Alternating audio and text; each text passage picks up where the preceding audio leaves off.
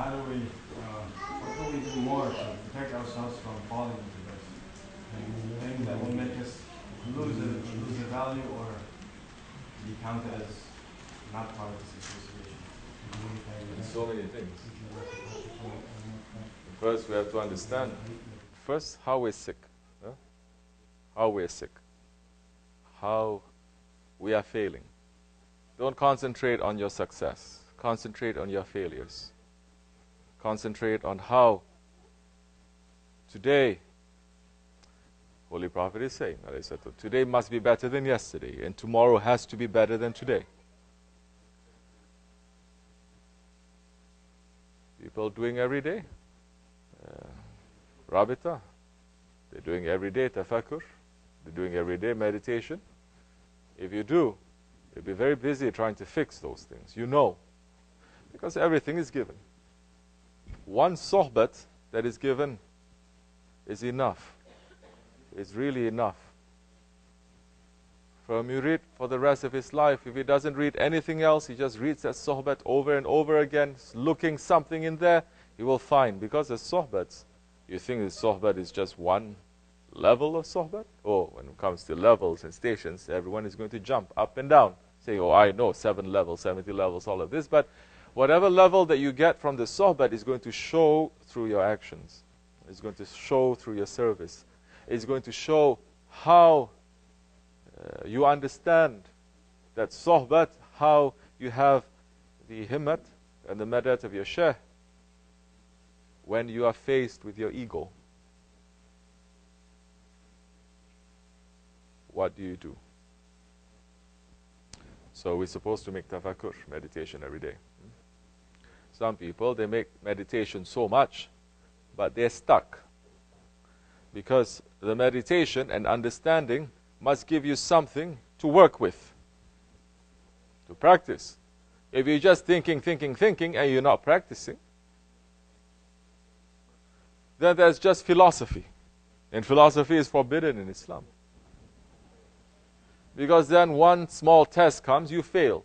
Then what good is all those sohbets, all those things that you are listening to? But the one who really understands and he puts into his life the practice of the sohbet, one sohbet, like we said, is enough till Judgment Day. There's always secrets that are unfolding because the sheikhs, they speak from the secrets of the Holy Prophet ﷺ, because they are the warisul anbiya. They are the inheritors of the Prophet. And Prophet is representing Allah. So there is always something there. If you are looking. If you are looking and you're sitting and you're saying, I have this problem. I really have this problem. And I have this other problem. And I have this other problem. Don't be stuck just finding out what the problems are. Because so many people, they're also stuck there. So many people don't even think. Those who think, they're stuck with thinking and not doing anything. Those who are thinking and understanding their own failings, they're stuck there not knowing where the answers are. Those who found the answers, they can also get stuck when they don't put those answers into practice, into their lives. Then, like I said before, you're going to be questioned. You have everything. It's like a man. He's so poor. He's starving. His family is starving. And he's saying, I don't know why I'm in this situation. Is it? I never hear anyone when it comes to dunya and they're stuck and they refuse to move, when they're hungry and they don't go to look for food. Isn't it? You ever hear of a hungry person sitting down? I don't know why I'm feeling this way. Where it's coming from my feet or from my hands, from my ears or from my mouth. And I don't know what to do. Every person who is hungry knows he has to go to eat. If he has a family to provide, he knows that he cannot just go to eat. He's not going to solve the problem, isn't it? He has to do what? He has to look for work. He cannot just go look for work. He has to use his, subhanallah, intelligence. When it comes to spirituality, so many people don't use intelligence. They don't take this world as an example and to use for spirituality. Spirituality is all mystical, magical. Everything is coming out from the air. It is not. Holy Prophet ﷺ did not teach us that. Sahabe Kiram,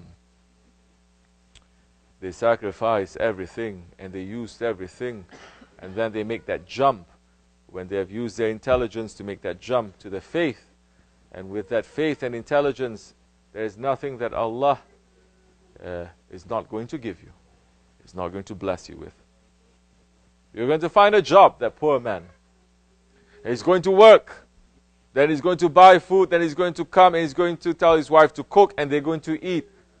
The problem will be solved through eating, but it cannot begin with eating. So many steps reaching to that point. So if we know that we have problems, so many steps must reach to the point where we're going to get rid of that problem. It's not just saying, yes, I have a problem is going to be solved. It's not just saying, yes, I have a problem, this is the solution, and you're just sitting there, and then you're going to have a solution. Now you must take a step. And if you take that step, Allah is going to take 10 steps. But so many people, they know the answers, and they're just sitting down because they are so weak, and they're not pushing themselves to take that one step. Then, when that happens, all that thinking, all that understanding, all that rabita, all that sohbet will turn upside down and it will become shaitanic, it will become dajjalic, believe me. Pretty soon, shaitan is just going to whisper, what's the use? No use. No use, no use, no use. You are this, you are that. You are bad, you are a hypocrite, you cannot do anything else, you are useless. Kill yourself, finish. Because now, the ego doesn't like it. The ego, understand our egos. Yes, Mureeds have ego. Of course we have ego. Our egos are more tricky now than the egos of those who don't know. Because the ego is very tricky. If it has hundreds and thousands, if you know tens of thousands, it comes up with new ones. It comes up with new ones and new ones. And you have to know where it's coming from. You have to know, this is really coming from my ego. Which part of my ego? How I'm going to do this? Because for some, it's stepping on their ego just to say that they have a problem. Big deal for them, isn't it? A big step for them, just to say, I have a problem. So many people deny there's a problem. No, I'm fine, I'm okay. You're not. It's a big step you're taking, but you're not doing anything now. You're just sitting and thinking. So you know the problem. You find out the sickness. You find out what the medicine is. Can any man who is sick physically, he goes to the best doctors. Doctor prescribe a medicine to him. Can he get cured without taking that medicine? No, he cannot. He sees the best doctor. The doctor gives the best medicine to him, but if he doesn't take it, if he doesn't apply it, if he doesn't start to live according to what that medicine is telling you to do, then everything is nothing. If he doesn't take that, pretty soon, he's going to doubt whether there is a cure or not. He's going to doubt whether the doctor is good or not. He's going to doubt the whole idea of medicine. He's going to doubt all doctors. He's going to have no faith. So, the final push for you to take that step is in your hands. There are so many ways that Shaykh Effendi is making it easy for us.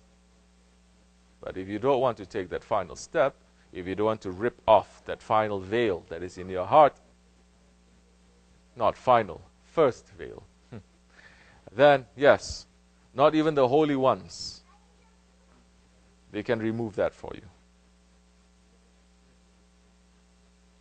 Because there is no compulsion in religion.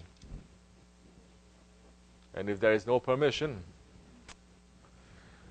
then they're going to just leave you like that. You can be swallowing sohbets 24 hours. You can be making tafakkur and rabita 24 hours. You can be worshipping 24 hours, making zikr 24 hours. But now you're not going to get up to do something. All that is going to become a poison to you. Anyone who's just giving shahadat, you think the full value of the shahadat is going to be there without namaz, without fasting, without zakat, without hajj? You think the value of the shahadat is going to be open, is going to be revealed? So many they are like that. They just say, oh, I'm a good Muslim, I say shahadat, but do you do anything? That Allah is saying the shahadat comes with all these things to protect the shahadat. They say, no, I don't have to, I have a good heart. How do you know you have a good heart? Where is your gauge to say you say by yourself you have a good heart? How do you know? You open your heart? You have a look into your heart? You cannot even see your face. No one can see their face by themselves. How are you going to see your heart? You need a mirror. You need a reflector. You need a doctor. You need someone to tell you, now, this is how your heart looks like. You think you are well, but it is not. So many people you got in the streets. Now, in the Eid time, everyone wearing nice clothes, going out in the streets, everyone is so happy. You think everyone on the streets is happy and healthy? Really? If you go with the eyes of a doctor, the doctor will tell you, so many people out here, they are sick. Tell everyone to go to the hospital. So many of them will find some wrong sickness in them. That is physical, that you can see with these eyes. What about the spiritual that you cannot see with these eyes? What are you going to do that time? What are you going to do that time? You think you're such a nice person, you don't do anything wrong. I don't pray, I don't do this, I don't do that. It's okay. Then later you will find, and you've seen so many people like that, one small test coming to them, and their whole lives turn upside down. Because now, the support must come from the heavenly stations. So to protect yourself, to protect ourselves, now the patient has to take the medicine. Shaykh Effendi has provided the medicine, and has provided so many other helpers for you to take that medicine too. Everyone is a helper. That's why you need a Jamaat. You read Sohbet, you do tafakkur, you do everything. You're not in Jamaat. Goodbye, Charlie. Finish. You're not making consultation. Finish. Oh, but I watch live broadcast. Watch live broadcast. Watch 24 hours live broadcast. But that live broadcast is a substitute for a real Jamaat, isn't it? It is not, live broadcast is not replacing it. So now you have to have the Jamaat. And the first one to say, I don't want to be in Jamaat is Shaitan. Because the whole of Jamaat, of the angels, the whole of the Jamaat, really everything in creation, they made the sajda to Adam alayhi salam, but Shaitan says, I don't want to be in that Jamaat. I think I'm better. Or some saying, I'm different. I'm not like this, I'm not like that. Always saying, I'm unique. Subhanallah, you're the only one who's unique? Allah subhanahu wa ta'ala made everyone unique. There is a wisdom in that. Allah is giving command, saying, be in Jamaat. More than that, He's giving an order. Be with the Salihin. It will be good for you. It will help you. It will protect you. Even the animals, they understand. The animals, they are in flocks, in herds, in a group. But mankind, 21st century, they have strayed very far away. They are worse than the animals. In these days of Eid, where you're supposed to mend your ties, supposed to come together, they're saying, this is the Eid of Fitr, of Fitrah, of innocence, of purity.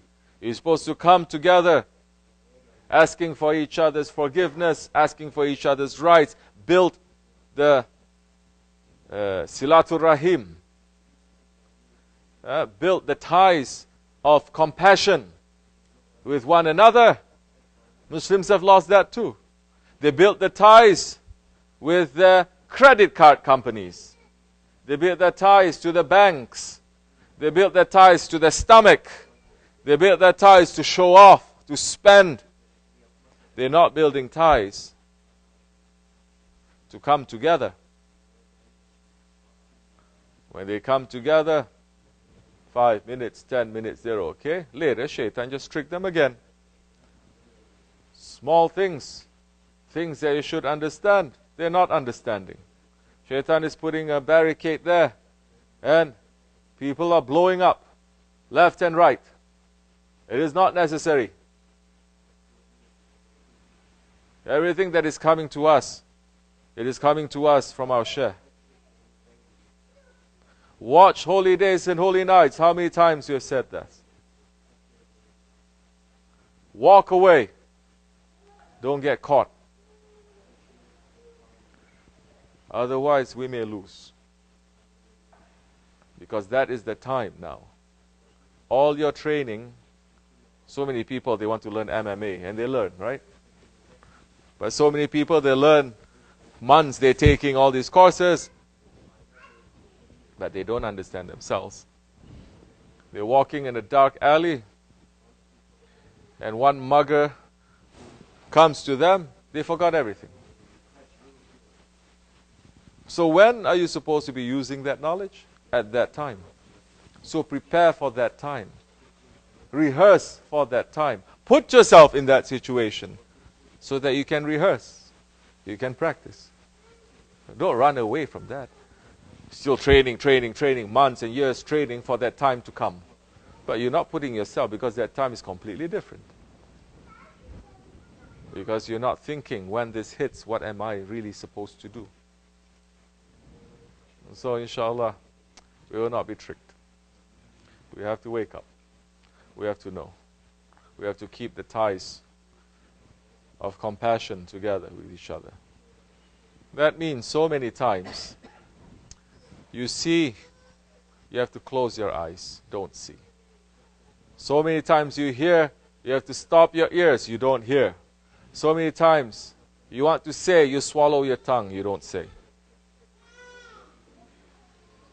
Shaykh Effendi is using this, he's doing this all the time. We know. Keep it, inshallah. This is for me and for you. Fatiha. Ameen. Assalamu alaikum.